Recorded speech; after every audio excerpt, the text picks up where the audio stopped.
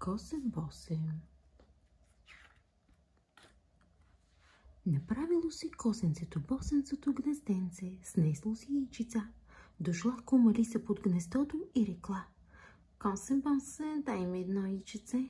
Дойдоха ми тата и мама на гости, ще им сваря чорбица. Косенцето й дало едно яйчице. На другия ден пак дошла кума Лиса и рекла: Косе-босе, дай ми яйчице. Дойдоха ми кака и батя на гости. Косенцето пак е дало. Днес тъй, утре тъй.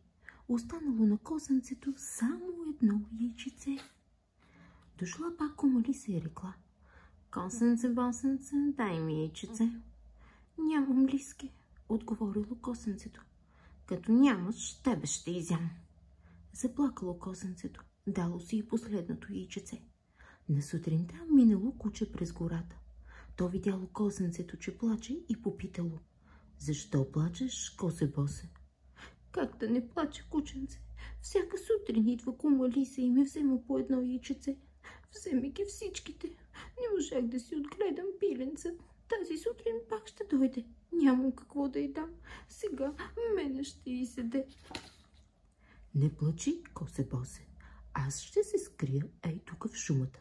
Като дойде кума Лиса да ти иска яйчице, ти й кажи: Нямам, Лиске, яйчице. Ей там в шумата има една кокошчица. Нея вземи. Кучето се скрило в шумата. Дошла кума Лиса и рекла: Косе-босе, дай ми яйчице. Нямам, Лиске, яйчице. Имам една кокошчица. Ей там в шумата. Ако искаш, вземи нея. Кума Лиса се зарадвала и взела да рови из шумата. Кучето изскочило и я подгонило. Тя бяга, той я гони. Тя бяга, той я гони. Най-после стигнала до дупката си и се скрила. Кучето клекнало пред дупката. Чакало да се подаде кума Лиса да я хване за шията.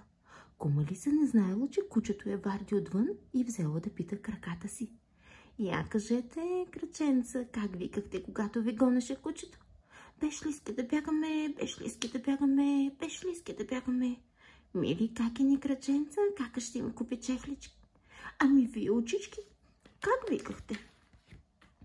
И ние те и викахме: Беш, Лиске, да бягаме, беш, Лиске, да бягаме. Мили какини очички, как ще им купи очилца? Ами вие, ушички, как викахте? И ние те и викахме: Беш, Лиске, да бягаме, беш, Лиске, да бягаме. Мили какини ушички, как ще им купи обички? А ти, опашчице, как викаше? Дръж, куче ли се за опашката? Дръж, куче ли се за опашката? Тъй ли? Чакай да те дам на кучето. И кума Лиса си подала опашката навън. Кучето я хванало за опашката и почнало да я тегли.